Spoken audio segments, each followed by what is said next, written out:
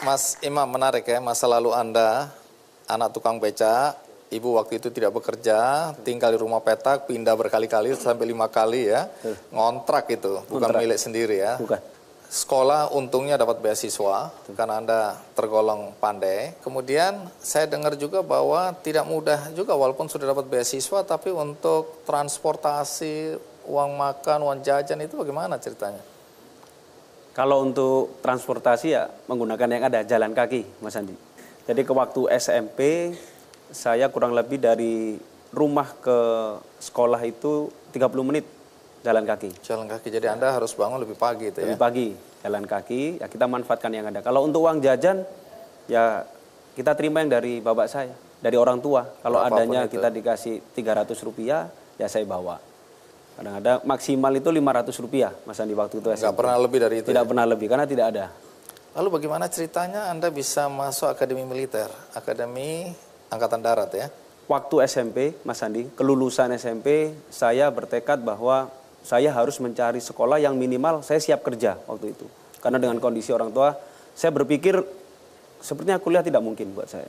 Jadi saya harus siap untuk sekolah yang bisa mencetak saya bekerja. Waktu itu terpikirkan apa? Waktu itu terpikir STM, dan yang kedua ada penawaran SMU Taruna Nusantara di Magelang. Kebetulan ada senior yang promosi, saya tertarik dengan promosi dari senior saya.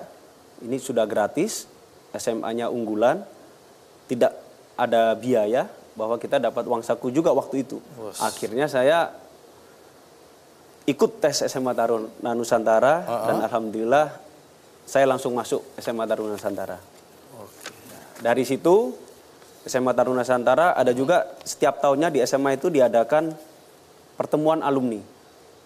Ada yang dari Angkatan Darat, Angkatan Laut, kemudian dari Sipil, dan sejak kelas 1 saya sudah menetapkan saya berkeinginan untuk menjadi perwira Angkatan Darat.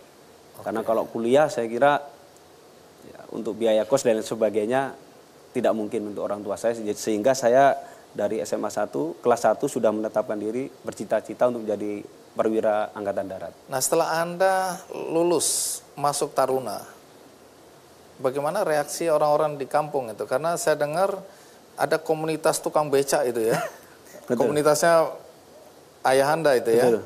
Apa reaksi mereka ketika melihat anak salah satu dari anggota komunitas bisa masuk Taruna gitu, atau lulus Taruna? Jadi rekan-rekan pekerjaan bapak saya itu bangganya luar biasa, bahwa tersiar kabar, wah Imam sudah sukses, gajinya sudah besar, gajinya sudah gede waktu itu. Wes kamu nggak usah kerja, tidur aja di rumah, ada Imam katanya. Padahal Padahal baru masih Taruna. Baru Taruna, Mas Andi. Jadi masih Taruna. Ya saya anggap semua itu sebagai doa, doa dari rekan-rekan yang turut berbangga, turut mendoakan saya sampai menjadi seorang Taruna waktu itu, Mas Andi.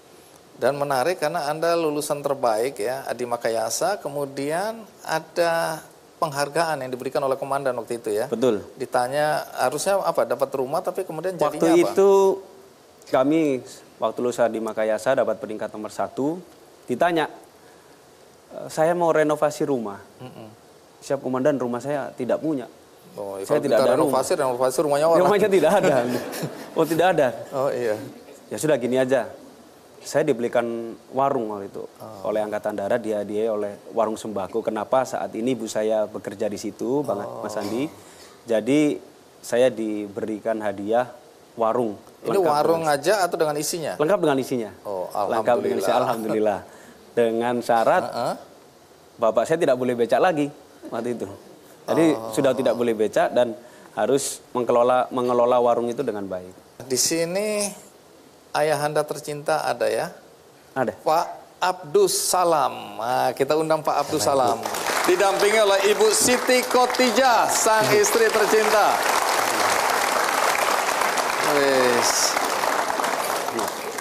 Wah, Pak Salam, apa kabar? Baik. Orang Malang? Orang Malang Arodam bisa. Arodam bisa. Meduro. Ibu Siti, terima kasih sudah hadir ya. Tapi kok ganteng ini, nggak percaya saya ini tukang beca ini. Moda mana? Hampir sama, Pak. Oke, silakan duduk. Menarik sekali, kita berikan plus ya. Pak Salam, kelihatan nggak waktu kecil ini udah pinter ini? Sebetulnya imam ini mulai kecil Pak ya. Kecil itu sudah anaknya itu tegas. Dalam arti pikirannya itu ke barat, maksudnya gitu. Punya prinsip. Nggak punya prinsip, nggak pernah dipengaruhi. Itu keras. Wataknya keras tapi nggak bisa. Hatinya itu, sosialnya itu saya lihat itu tinggi. Kenapa? Karena saya ikuti kalau disangui paling waktu itu 50 rupiah, 100. Itu nggak buat jajan Pak.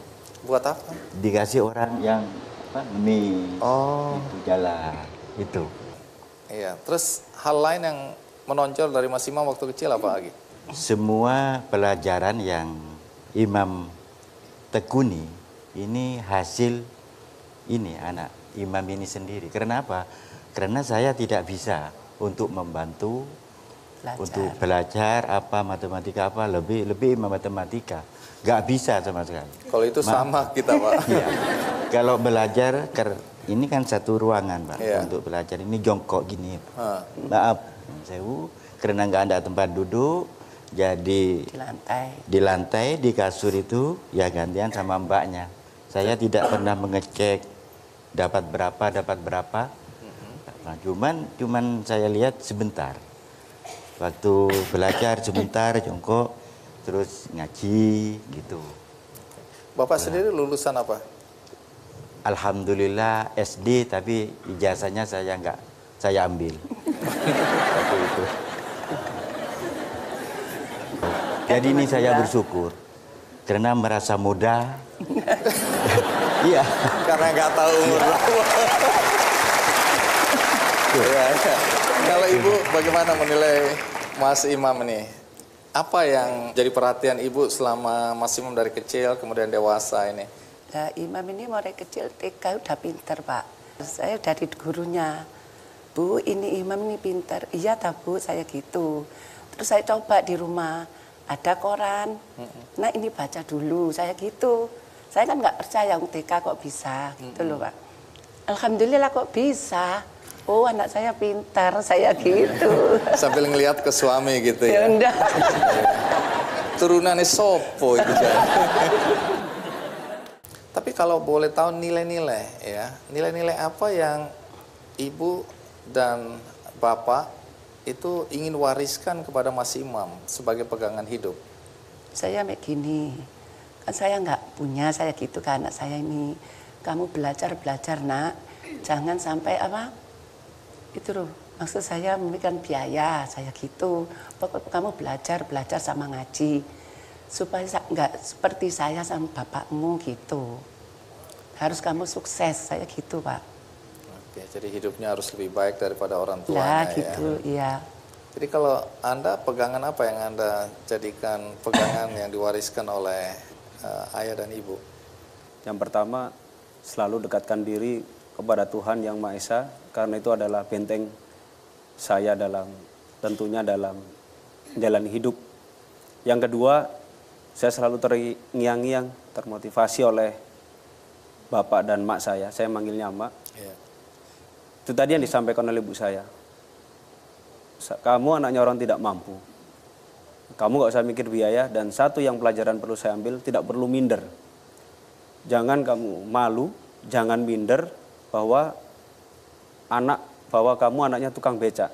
Terlepas nanti kamu sekolah bergaul dengan anak-anak orang kaya, kamu jangan minder. Suatu saat anak orang kaya itu akan belajar dengan kamu.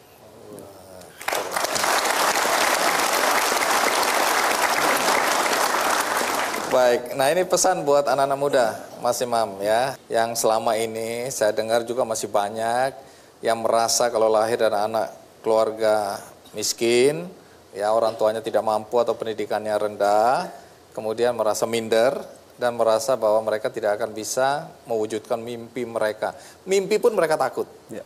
Terima kasih Mas Andi. Jadi pesan saya kepada generasi muda, kepada rekan-rekan pemuda yang sampai saat ini mungkin senasib dengan saya. Yang pertama, kepada orang tua dulu, kepada kedua orang tua yang sudah memiliki anak, jangan takut untuk menyekolahkan, cari pendidikan setinggi-tingginya. Ini sudah dibuktikan dengan Bapak Ibu saya. Bapak Ibu saya seorang tukang becak, tetapi tidak pernah lelah untuk menyekolahkan anaknya. Sekali lagi, pendidikan itu poin paling penting di saat masa tua orang tua saya, yang sebentar lagi mungkin sudah tidak bisa bekerja lagi. Di situ ada anak-anaknya yang siap untuk membantu di masa tua mereka.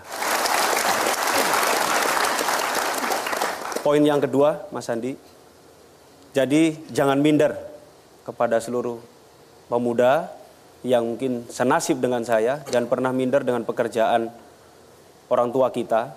Justru dengan pekerjaan, background yang kita miliki, itu bisa jadikan pelecut semangat, motivasi untuk kita mencapai cita-cita yang kita harapkan. Minimal bisa melebihi orang tua kita. Baik, terima kasih Mas Imam, Pak Salam, Ibu Siti, terima kasih banyak ya sudah hadir di acara Ki Candy. Ini memberikan inspirasi, motivasi bagi siapapun yang menonton acara ini. Terima kasih sekali lagi.